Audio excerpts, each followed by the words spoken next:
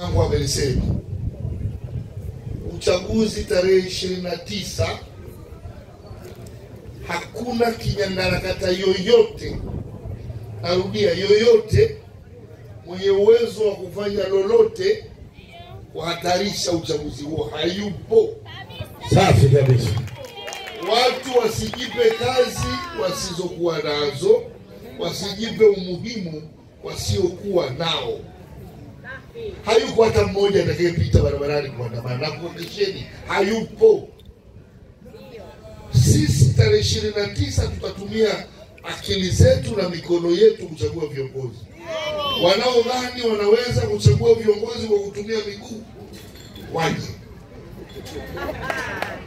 Wanaodhani wanaweza kuchagua viongozi kwa kutumia miguu waje. Makofi jamani.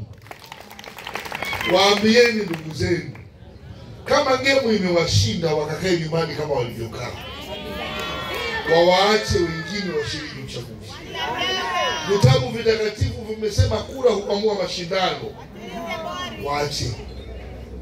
Wameamua kutafuta njia nyepesi ya kuonyesha na kuheshimu Daktari Samia kwa kutokushiriki uchaguzi kwa sababu amefanya ya kwetu na ya kwao.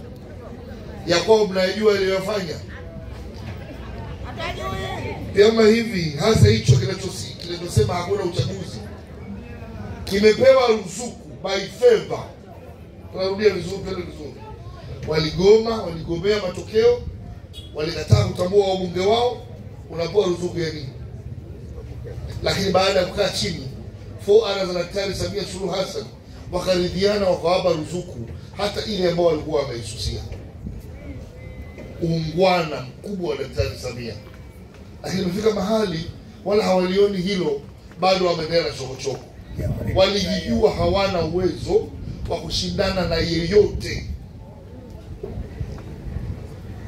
Kila pahala tulipokuwa katika kura za maoni, CCM imeonyesha uwezo wake wa kuingia kwenye chaguzi na kutoka ikiwa salama. Uongo huo?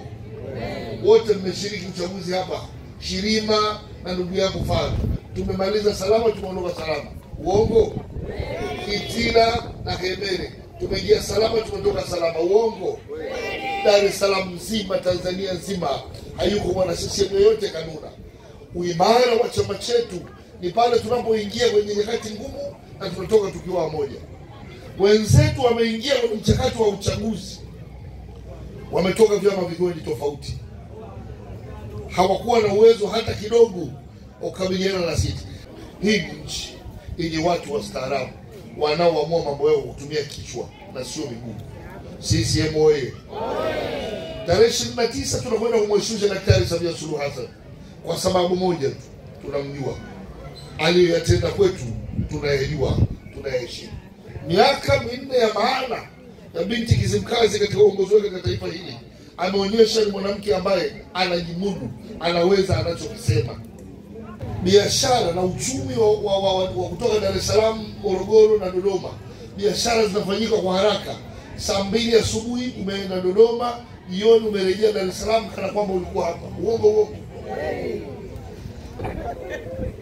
Wote mnaiona Dar es Salaam yetu, barabara za mwendo kasi, kila mahali kumefumuliwa, na sasa mabasi mapya yameanza kazi. Jumla ya mabasi 7,000 baada ya barabara zote kukamilika yataingia barabarani katika mradi huu wa BRT.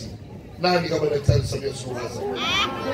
Unaona sasa daraja kubwa la Jangwani, Kigogo pamoja na Mkwajuni yanajengwa kuhakikisha masuala ya mafuriko katika maeneo hayo yanakuwa ni historia ambayo imefutika tena.